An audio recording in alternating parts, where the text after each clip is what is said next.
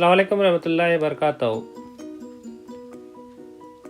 जमात नहूम मज़मून science और technology सबक number 8 फ़ायदेमंद और नुकसानदेह खुर्दबीनी जानदार के लेक्चर नंबर 2 में आज हम राइज़ोबियम हमबाश जरासीम के बारे में मालूमात हासिल करने वाले हैं। पेशकश मोहम्मद फ़खरुद्दीन।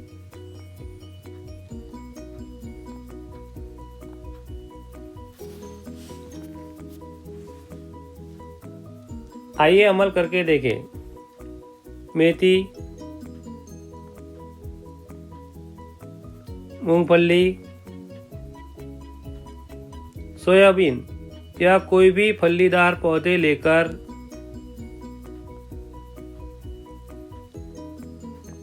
तीन से 5% हाइड्रोजन पैरा ऑक्साइड के महलूल से इनकी जरासीम कशी करें।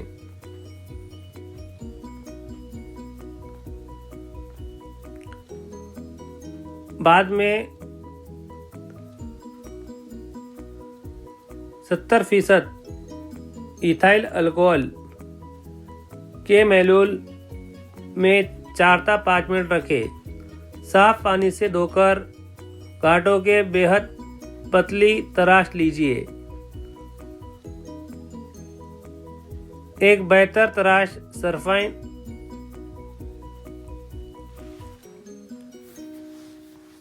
के महलूल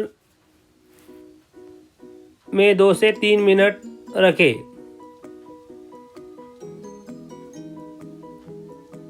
स्लाइड को कोट स्लिप पर रखें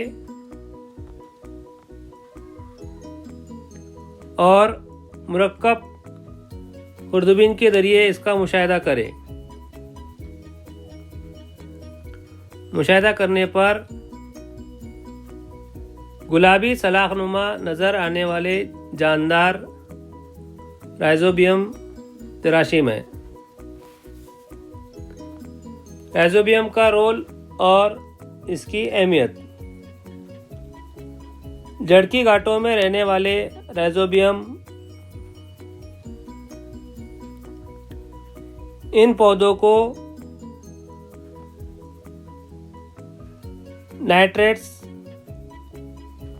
नाइट्राइट्स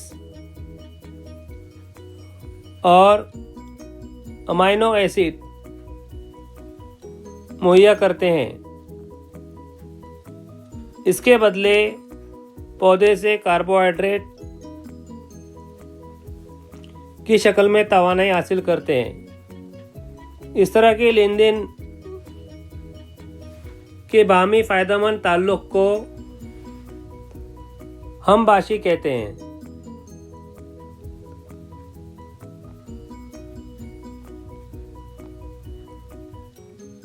राइज़ोबियम हवा के नाइट्रोजन से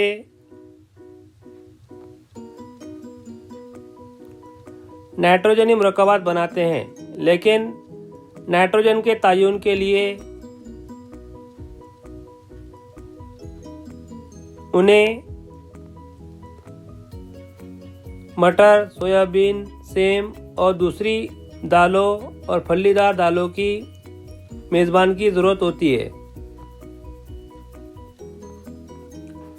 राइज़ोबियम के ज़रिए तैयार होने वाले नाइट्रोजनी मुरक्कबात की वजह से दालें, फलियाँ प्रोटीन का बेशकीमत ज़रिया बनते हैं।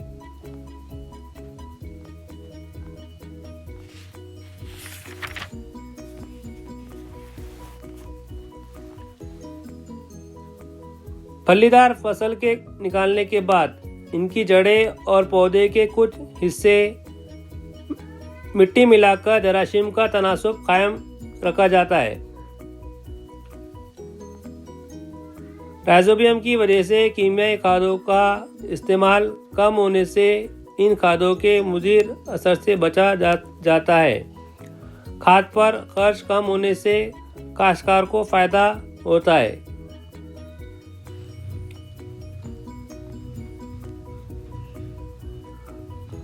आजकल बोने से कबल बीजों को राइज़ोबियम महलूल या सुफुफ लगाया जाता है। बोने के बाद राइज़ोबियम जरासीम पौधों में दाखिल होते हैं। इस तरीक़े को राइजोबियम वैक्सीनेशन कहते हैं। ये तरीक़ा फलीदार पौधों के अलावा अनाज और दूसरी फसलों के लिए नाइट्रोजन की फराहमी में फ़ायदेमंद होता है। तो इस तलबा तालिबात ये था राइजोबियम के बारे में। इंशाल्लाह मिलते हैं अगले वीडियो में।